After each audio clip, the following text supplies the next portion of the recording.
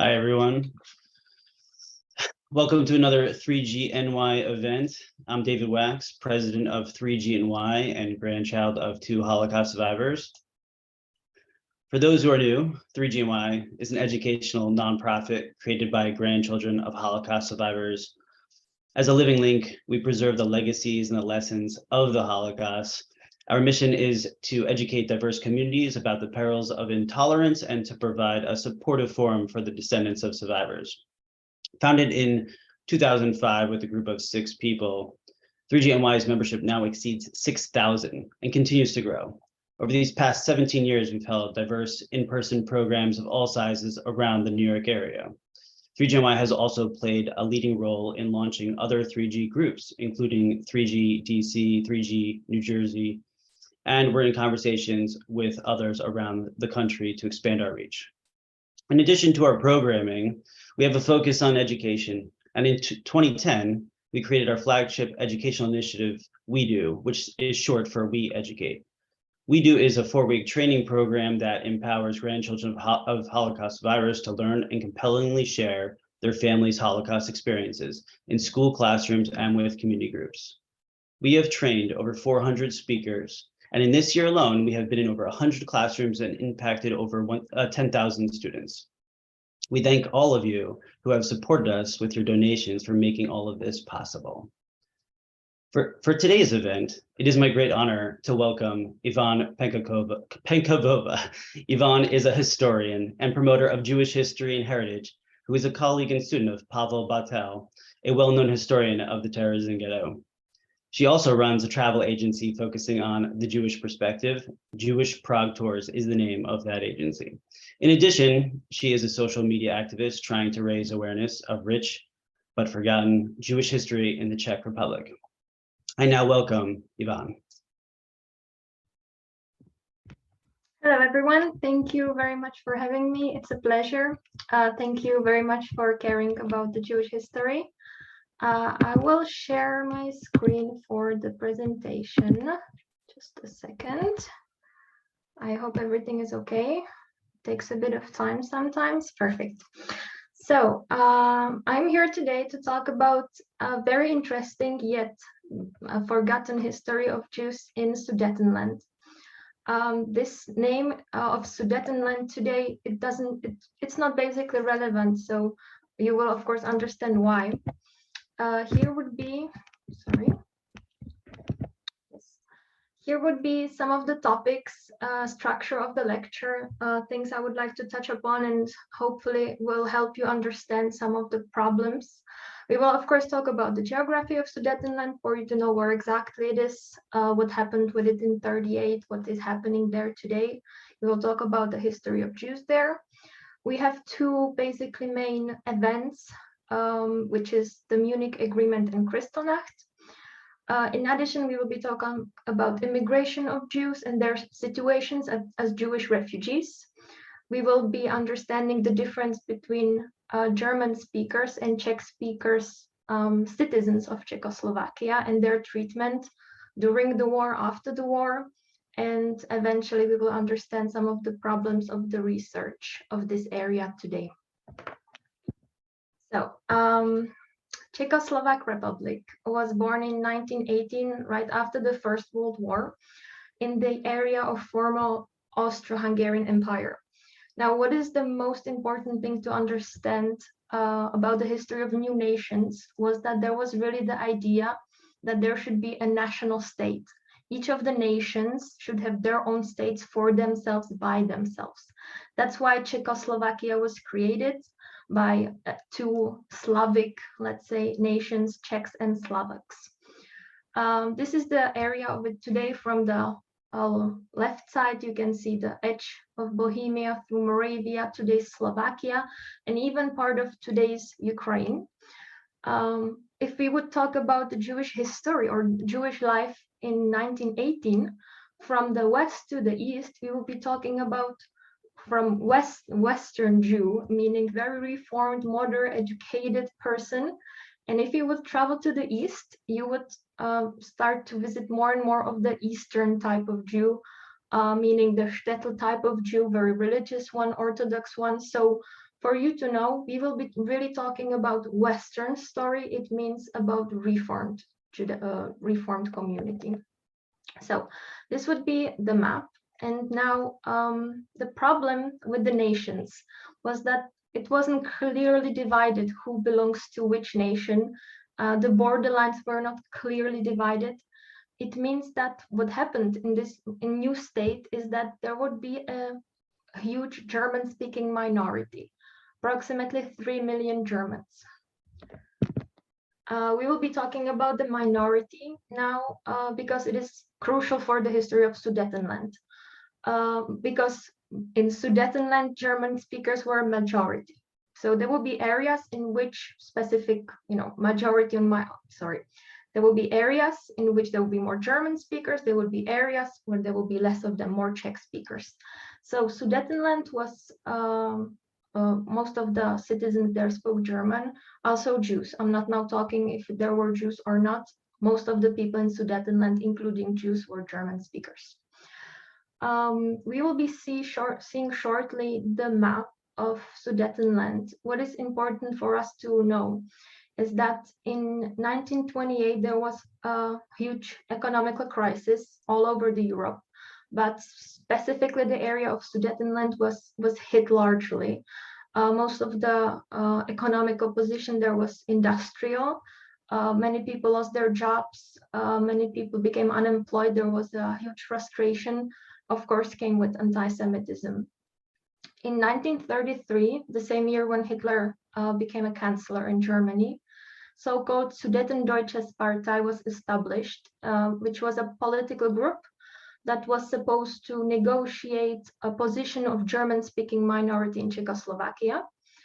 Later on, this very party started to be financed by Hitler personally, because for Hitler this was a chance. But basically, there was a German-speaking minority that wasn't happy to be finding themselves in a new Czechoslovakian national state, and Hitler would use this situation. This party would have extreme success eventually. Up to 90% of German speakers, German-speaking Christians, would be voting for this party. I don't have to tell you that from the beginning, the rhetoric of this party was extremely anti-Semitic. Not only targeting Jews, but also really like move the whole society from the Jews. As for example, if a non-Jew would go to buy something in a Jewish-owned store, people would take pictures of it and they would be putting them publicly on boards and so on. So this was really a huge tension between the Jews and the non-Jews, and it pushed the whole society from the Jews. They were not only Germans and Jews, there were also Czechs living here. In the 30s, the relationships between Czechs and Germans got very bad. There was escalation of violence. There was open hate, basically. This hate was on purpose provoked and also talked a lot on by media. For example, in Germany, they will be exaggerating the situation to create even more and more tension. So there was a huge manipulation going on. Eventually, Hitler was actually threatening with a military operation. He wanted, he was saying, look how Czechs are treating the German minority. I am their protector. It's my duty to save them, basically. If you, allies or the world, will not give Sudetenland to Germany, I will do it myself. This was the rhetorics. No one was able to afford another war shortly after the First World War. So this was basically a blackmailing that escalated in so-called Munich Agreement, or as we also know it, Appeasement, which happened in 1938. The situation was so bad, needed a clear solution. So the politicians of the world, the diplomats, hoped that giving Hitler Sudetenland will prevent peace in Europe for the future. Here we have a photography from the meeting in Munich. or as in the Czech historical books, you would often read not Munich Agreement, but Munich Betrayal. It would be happening in September 38. It was signed by 4 prominent diplomats, prime ministers of the most important countries. We will have Mussolini, Chamberlain, Daladier, and of course Hitler. There is in the right corner, you can see a famous picture of Daladier waving a white paper promising future peace. Hitler promised he will never want any other area again. So the world just bought his lies and hoped for the peace for the future. And here we will have the area of Sudetenland. If we focus on the part of today's Czech Republic, which means on the right side, you can see that it's basically 40% of the country, actually. It was a huge problem. The new borderline of Nazi Germany was going just 1 hour away from the city of Prague, from the capital city. Not to talk about the extreme economical losses. Sudetenland basically was the economical heart, industrial heart of Czechoslovakia. So that is why it was such a problem to give it up. This lecture is very brief. If you would want to go deep into history, we could also talk about mobilization of the Czech army. We could be talking about that the mobilized army was ready to protect the country, eventually was called off, having to give up all their weapons and their lands. Czech member or Czech citizens of Sudetenland were fleeing. It created enormous tension. So you can understand that the situation right after Munich Agreement was very tense. Here we will have some photographies of Nazi propaganda. Basically, the idea was that people of Sudetenland were celebrating for being finally liberated by their Führer, by their leader.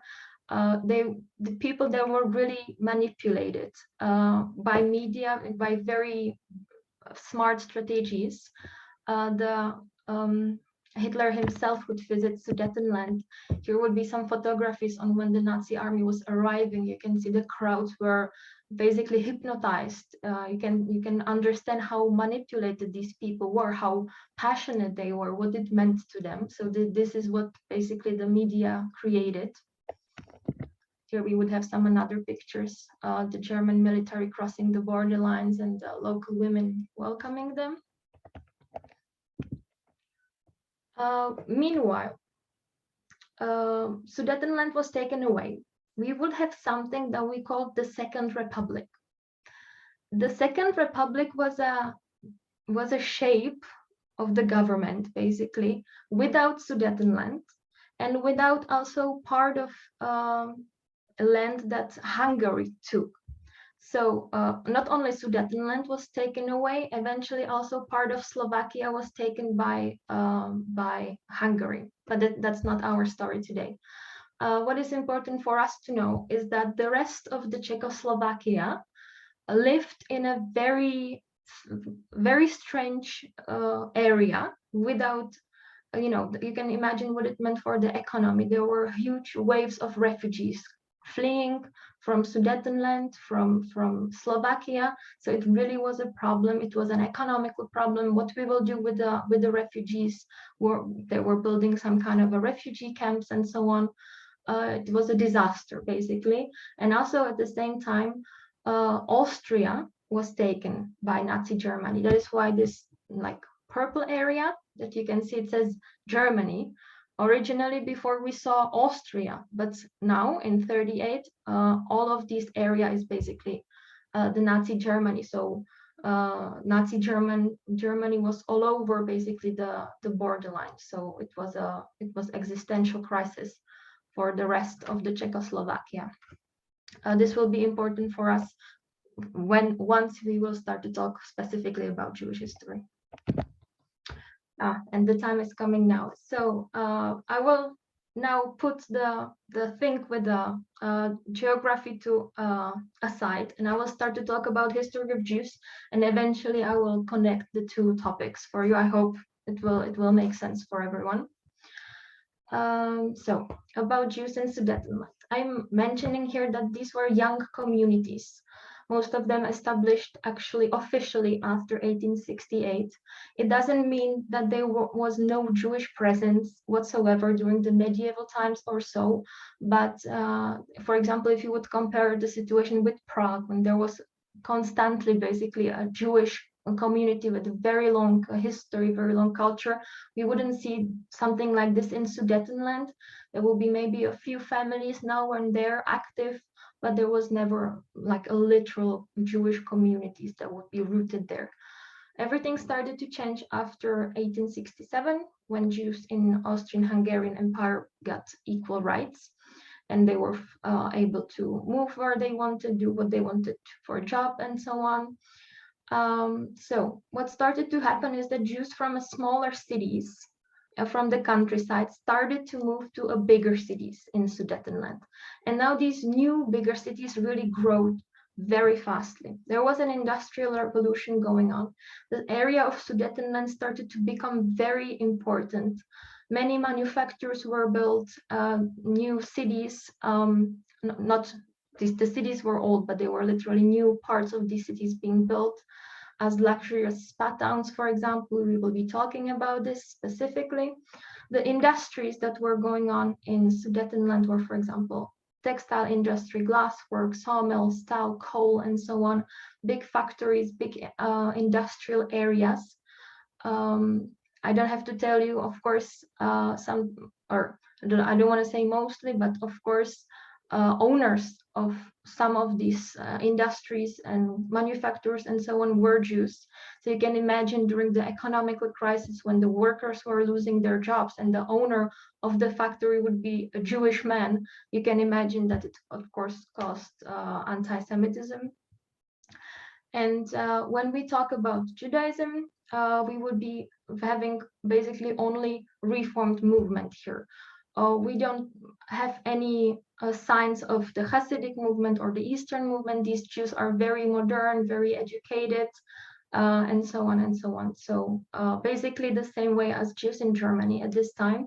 And it is very important for us to know that most of the Jews in Sudetenland were only German speakers. Maybe they would also speak Czech, but with heavy accents, so it would be obvious that they're not born in Czech and they are not Czechs, basically. These communities were successful. In that way, they were able to build themselves modern synagogues. We will be seeing some of the photographies of these synagogues. There will be beautiful synagogues built by world-famous architects in the city centers. They were large and they were symbolic. Most of them were built around 1870s or so. And the symbolism of these synagogues were Jews are members of a society. When these synagogues were being opened, there was a huge celebration going on. There were mayors of the cities, maybe even priests from the Catholic Church and so on. So it was like a cultural event, and it was a symbol.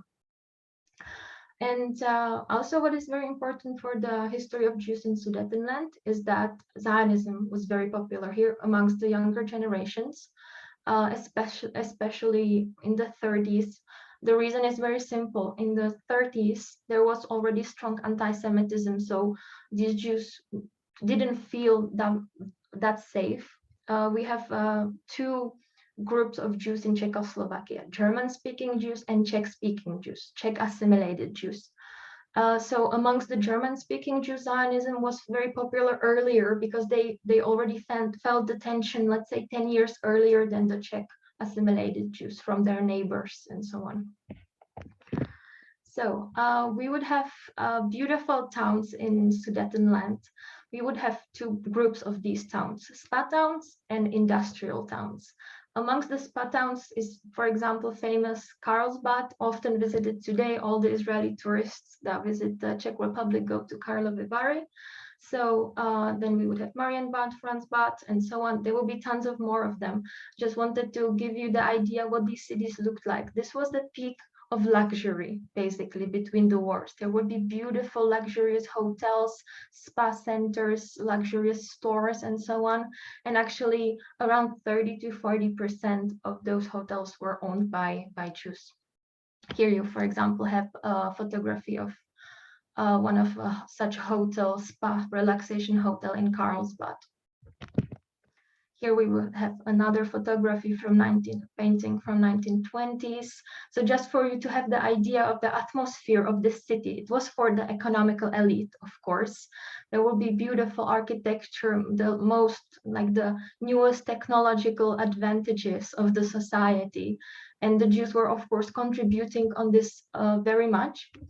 And if you know, an average square of such a city would look like this, you can imagine what the synagogues looked like in a city. So this is Marienbad, the synagogue. These are two synagogues in such spa towns. The one on the left side is from Marienbad. The one on the right side is from Franzbad. These cities still exist. Of course, these synagogues are not there anymore, but what you can see from these pictures is that they were huge. They were in the city centers. They were very visible. So as I mentioned, it was a symbol. And of course, they were Reformed temples. One of family, for example, so it's a little bit more personal. Some of you may know Moser Company, which is making beautiful glass. This family is a Jewish family originally from Sudetenland. They started their business in 1857 in Carlsbad. They're active until today because the whole family managed to escape to United States, and eventually they were continuing their business. So, for example, Bohemian glass was one of these industries that were very popular in the area of Sudetenland. So we're talking about such prominent families. When we talk about industry and manufacturers, there will be another list of cities. I will not go through all of them, but the thing is that until the industrial revolutions, these were kind of a poor cities.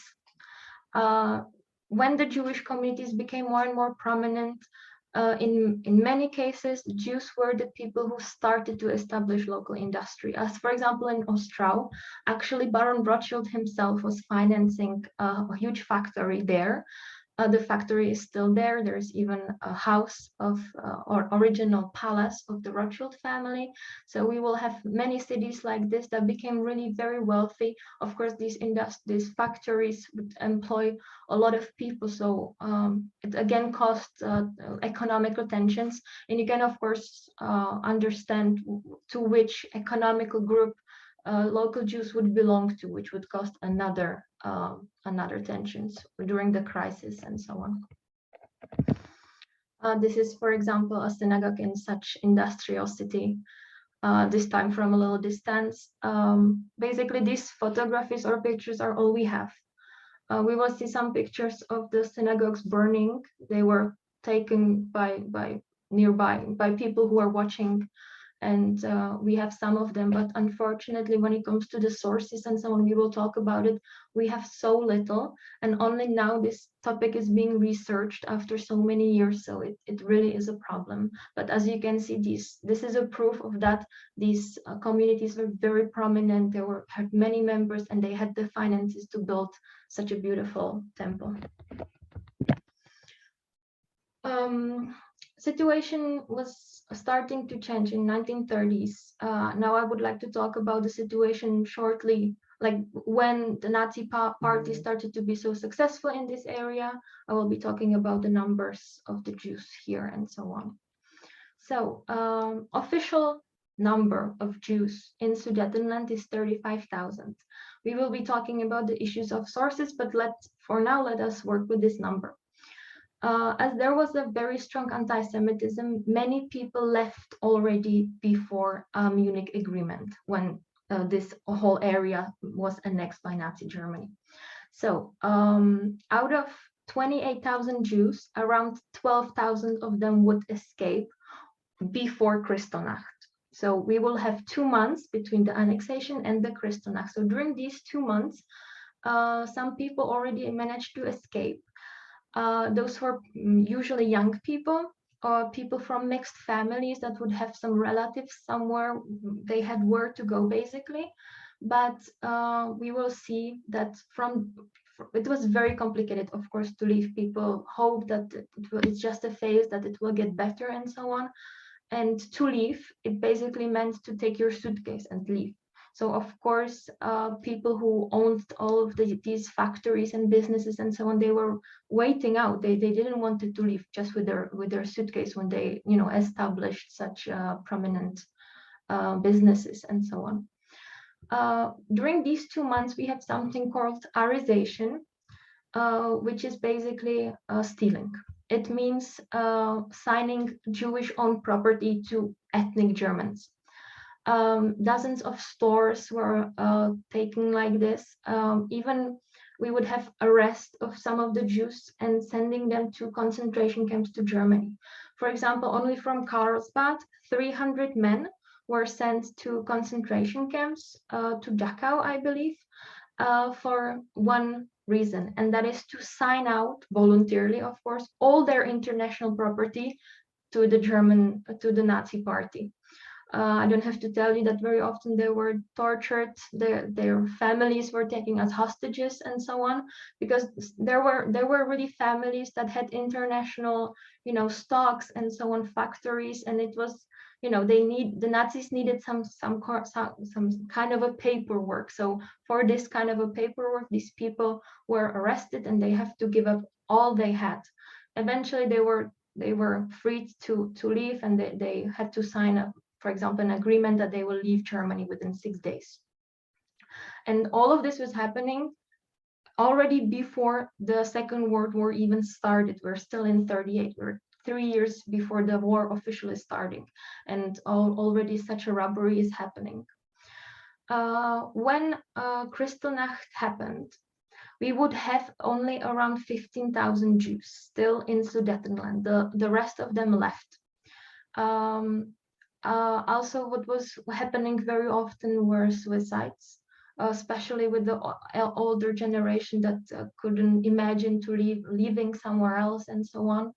So from those who stayed during the Kristallnacht, there will be Jews from mixed families who had Christian family members, converts who believed that their baptism will help them to survive the situation, elderly people, or these owners of factories, as I already mentioned before. The Kristallnacht, we all heard about it. I'm trying to talk about it from a little bit of a different way. We all know what happened. Synagogues were burned, people were attacked. Only in Sudetenland, approximately 35 synagogues burned. The acts of violence were done by SA or Hitlerjugend, all kinds of these like military organizations. So most of the public was actually watching. It was basically a show.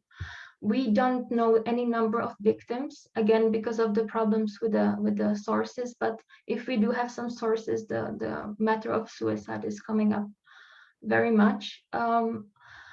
The difference between the rest of Germany and Sudetenland is that the most of the stores were already, owned by Germans. So it was stolen from the Jews, meaning that they were not destroyed. We know Kristallnacht as the glass of a night of broken glass, when all the stores were vandalized and so on. In Sudetenland, we have a little bit of different situation. And as I said, the synagogues were symbols. That's why they were burned. They were symbols of participation of Jews on the society. This was supposed to be a clear sign that Jews are not welcomed and they are not members of German nation. What is also, I think, often not talked about in details is that all the synagogues were burned with everything inside of them.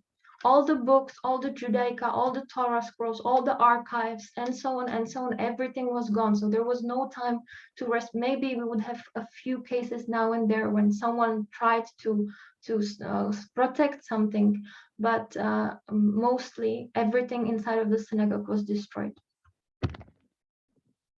So here I will show you, so for us, so it's a bit more visual, some of the photographies during the Kristallnacht.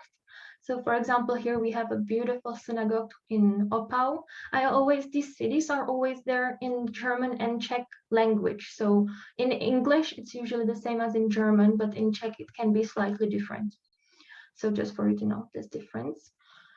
Here we would see this beautiful synagogue in Moorish style before and during the Kristallnacht, and you can see the heads of these people. It was a show. Everyone came to watch. It was, it was like a rumor going on, like Jewish synagogues are burning. Everyone went out to the streets to watch this. From the sources, we know that actually many people were cheering up on this. Of course, the society was already extremely anti-Semitic, so it wasn't like people minded, but we even have some cases in some cities where the synagogue survived indirectly thanks to some Germans, as for example, in city of Krnov, we have some sources that the local municipality didn't recommend to burn the synagogues because it could the fire could jump to another buildings around and destroy German-owned buildings. So there will be like indirect proof of this.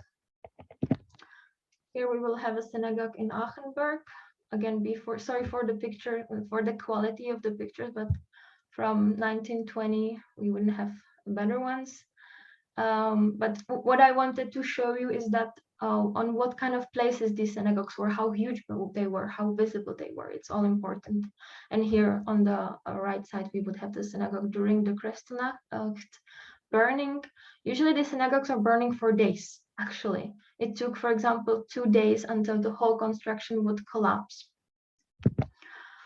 Here is a beautiful synagogue in Karlovy Vary. Unfortunately, we don't have any photographies during the Kristallnacht, but I still wanted you to see what kind of a beautiful synagogue it was. Today, there is a hotel on the same place with a small memorial. And Sokolov, another town in Sudetenland.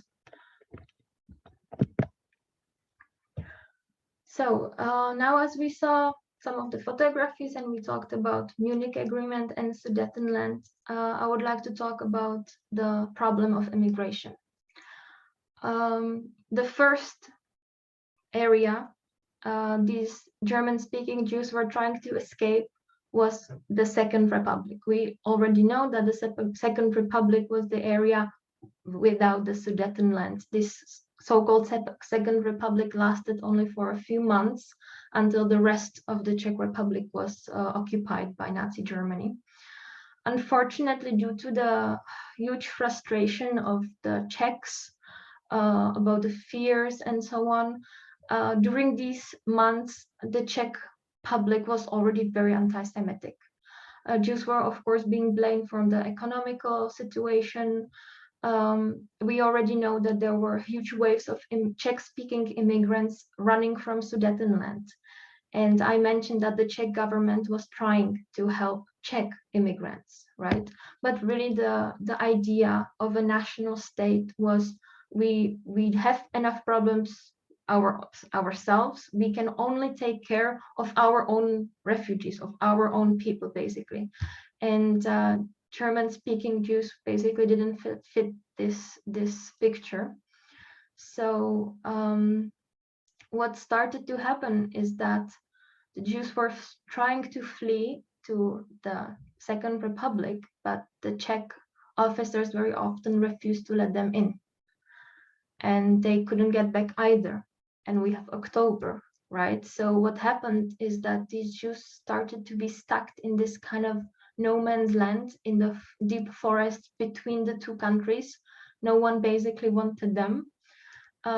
We know that some of the Jewish communities from the Czech Republic were trying to help these people from mixed families. Sometimes the Christian relatives would try to save them, to take them home and so on. Of course, many people escaped illegally, which is making the exact numbers very hard. But I wanted you to understand that in the Second Republic, there was a huge hate against the Germans, right? And unfortunately, German-speaking Jews were basically in this box. it means that by the government or even by the public, Jews were not welcomed as refugees. No one wanted to take care of them, even though everyone was very aware of what is happening in Nazi Germany. And eventually, this anti-Semitism started to influence even Jews who were from the Czech Republic, because due to the Reformed movement, due to the education and so on, all the best schools, universities were in German language. Business was done in German language. It means that a lot of Jews, even that lived in the Czech Republic, were bilingual, right? So all of a sudden, they also started to be a target. So I want you to know that anti-Semitism and segregation of Jews didn't start with occupation of the Czech Republic by Nazi Germany, but already in this time that we call the Second Republic. Another group of Jews that was trying to flee were Jews from Austria, of course, because we would have the Anschluss. So you can imagine basically German-speaking Jews desperately trying to escape somewhere, and the first country next door that they were hoping to escape was the Second Republic. Also, what is very important to know is that these refugees, Germans from Germany, Jewish refugees from Germany, were the first target by Nazis in the occupied countries. They were illegal immigrants. They didn't have any documents and so on, which basically makes the research impossible. So these were the first Jews transported, or not even before the transport, those were the first Jews to be murdered in the Gestapo stations and so on. And we have no idea about the numbers. So we are not going to talk that much about the Second World War, because that's for another topic. I had to go with the presentation, like touching upon different subjects. Of course, you could go deep in each of them. But let's skip the Second World War. We all know what was happening, but the history didn't finish in 1945 with the liberation. Another chapter, very frustrating chapter for the Jews, or generally for Europeans, started when the German nation was personally responsible. They were called to be personally responsible for the horrors of the Second World War. We were liberated as Czechoslovakia by Russian army, and of course all of the Germans were trying to escape west. Now, when we were liberated, there was an agreement to end the national conflict once for good, and to basically transport all of the 3 million ethnic Germans to Germany. I don't exactly know the English word. This basically, let's say, transfer of Germans were often happening very violently. You can understand why people were frustrated. There were all kinds of personal problems involved and so on. The official number is approximately 30,000 civilists were murdered, but that's really just the official number. For example, Terezin Ghetto, right after the war, became a detention camp for German civilists. So I was gonna say that there were all kinds of personal revenges going on, but the main problem for us is that German-speaking Jews were again placed into this group of ethnic Germans. So Holocaust survivors that were speaking German were ending up in the transport with the wives and children of Nazis, transporting them to the West. This was happening for approximately 1 year. Then, because of some complaints from the world, this situation, they eased it up. But basically, to speak up in German language on the street, you will be asking for a lot of trouble. We know, for example, that some of the Jewish survivors were pretending that they cannot speak, because if they would order a bread in the store in German language, they would get beaten or worse.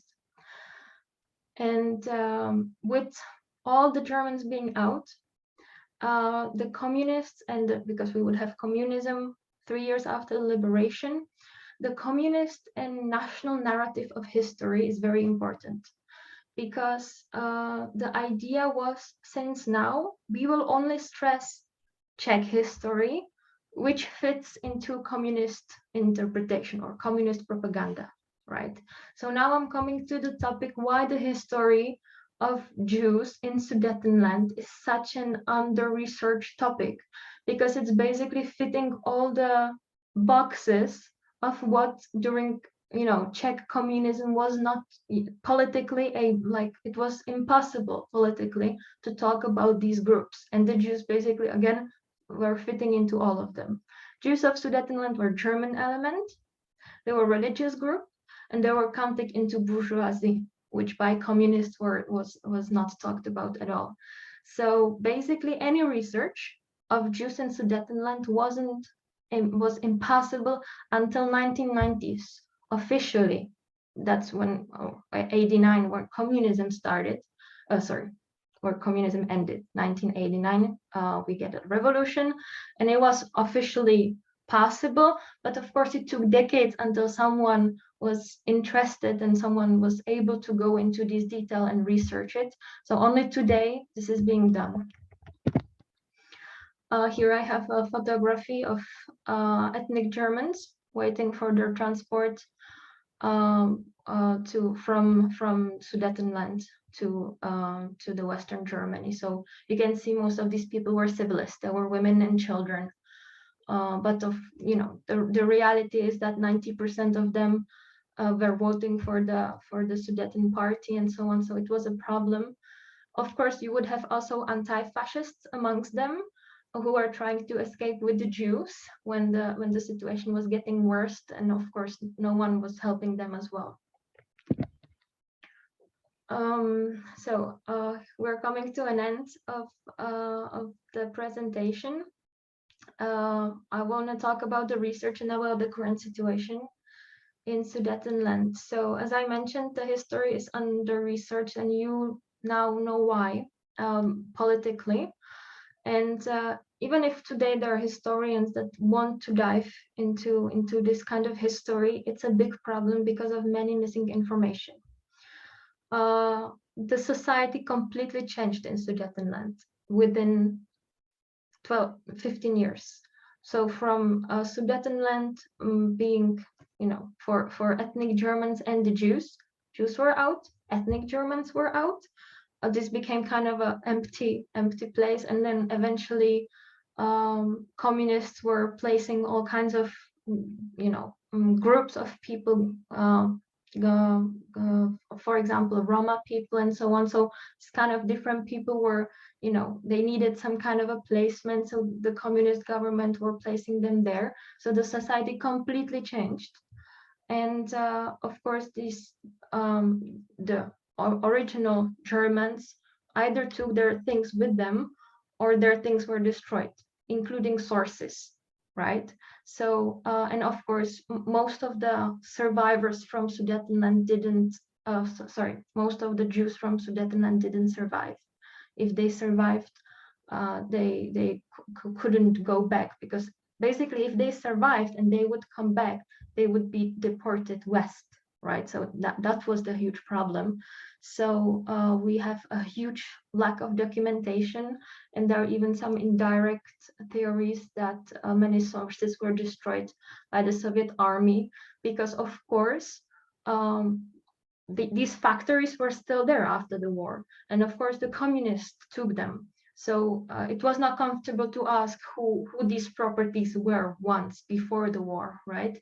So it still is quite of an uncomfortable topic, because the Czech history has a bit of a problem to talk openly about their problematic history with Germans, and the whole story of resettling the Germans is still being not talked about that much. It is changing now. For you, if someone is interested, great historians that are focusing on the history of Jews in Sudetenland. Their first book about this topic, by the way, was published 2 years ago only. Until today, there was a complete silence, and it's still so hard to make some kind of research because of the lack of the sources. So those two names, Kateřina Čapková and Michal Frankl, very good historians. And generally the issue of German-speaking Jews in Czechoslovakia, very good book by Anna Hajková, The Last Ghetto, where she is talking about the relationships of German-speaking and Czech-speaking Jews in Terezin Ghetto, and of course Pavel Batel. If anyone is interested in some links or specific information, feel free to reach out to me for that. I believe that would be it from my side. One more thing, two more things. What is happening in Sudetenland today? So this is an example of an amazing project done by Czech photographer who is visiting the sites of original synagogues destroyed during Sudetenland, during Kristallnacht, sorry. And it's called Missing or Invisible Synagogue. So he's making such kind of a designs or scratches to his photographies, which is very interesting. By the way, you can see today there is nothing. There is not even a memorial or a small note or nothing. If someone from that city is interested in the history and finds it worthy to place some kind of a memorial, it is being done, but it definitely is not a rule. Here we have another project that was opened, I think, a few months ago. This is not in Sudetenland, but I think it's still worth mentioning. There is on the place of the original synagogue that was burned or destroyed, I'm not exactly sure if before or after the war, there is placed a model, at least of that synagogue. So we can see that the public is becoming more and more interested. It's becoming some kind of a topic that is being talked about. So that, which is a great change, but for you to understand that this change is happening just now. And that will be it from my side. Thank you for the attention. If anyone wants to follow my Instagram account, this is the link. And make sure to book a tour with us when you're in Prague with me or with my colleague Pavel Batel. And yeah, thank you.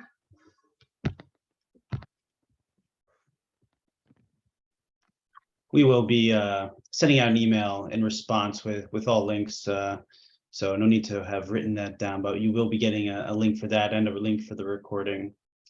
Yvonne, I have a couple questions from the audience for you. So some have been piling on, but the first question I will ask, it might have just been a translation one, which is when you're talking about textile industries, you mentioned sawmills, glassworks, and coal, and then it was like, it said stall. Was that steel?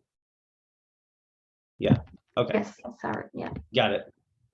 Okay, great. Now I will move on to some of these other questions here. I think you actually mentioned this. Someone it said, you know, his parents his parents or grandfather were paraded around with other Jews in Carlsbad to prison during Kristallnacht, but they were wondering if there are any photos of that event. I think you actually said there were none, right? That you know of, at least.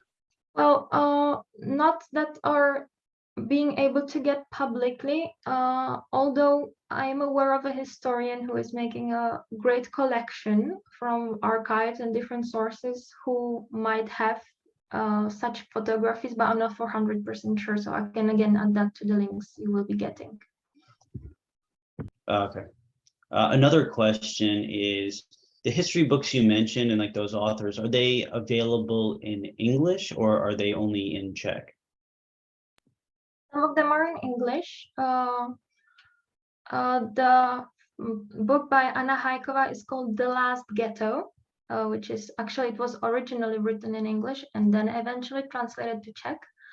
By Michael Frankl, it should be definitely at least some articles, so it should pop up if you write his name, just his name. I'm not exactly sure about the books names exactly, but that can be provided also. You touched a little upon this one, but it says the question is, while the Sudetenland's German population certainly took part in Kristallnacht, did any ethnic Czechs take part in it as well? In Sudetenland, ethnic Czechs, we would have, of course, collaborants. Because what it meant to be an ethnic German or ethnic Czech is that you would have basically decide.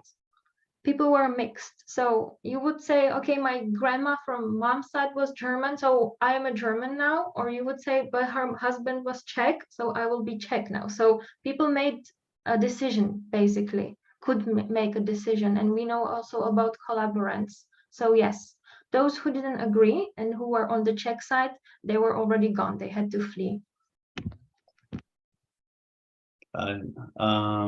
Let's see. Are you aware of any Jewish immigration in the 1930s? Like, was it an organized effort out of that area? Or was there people just kind of like fleeing on their own? I would believe people went on their own. What we know is that if some factories were owned by non-Jews, they were helping to, help their Jewish employees to leave. For example, famous company Batya, which was making shoes, he was actually making like a business proposals and sending his Jewish employees to work in his factories in different countries, for example, in South Africa. So this was happening, but not as, for example, in Eastern Europe, you would have these large, communities literally trying to help each other. Here, I would say it was more a family from family. Did any nations invite refugees from Sudetenland to resettle, or did they set quotas on immigration or refuse entry? So of course it was a process, but officially it was not allowed. So that there were officers on the borderlands and they just didn't wanted to let anyone in from, I don't know exactly the month, but I would say September 38, which is the Munich Agreement.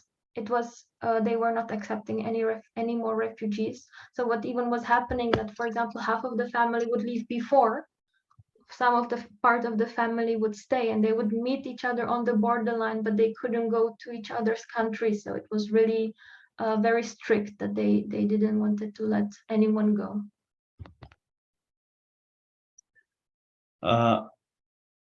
Here's another one. Why do you think it's important to research this topic so many years after the war? What is your interest? So I that's a good question, but see, these communities were unique in their sense, and they contributed a lot to Czech industry, to even how do you say, inventions from their parts and so on. So I think it is important for us to understand the diversity of Jewish life in Czechoslovakia. So for that reason.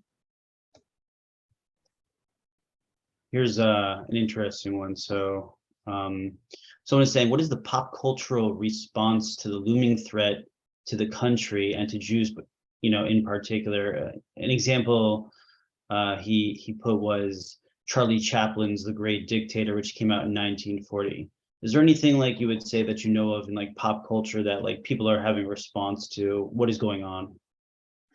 Well, yes, but not for the Jewish part. Basically, there was a conflict between Czechs and Germans. So by the Czechs, of course, there was a pop culture going on. There was a strong sense to help, the Czech refugees that were forcefully they were basically expelled. They were running for their lives. So yes, but not for the Jewish part of the story.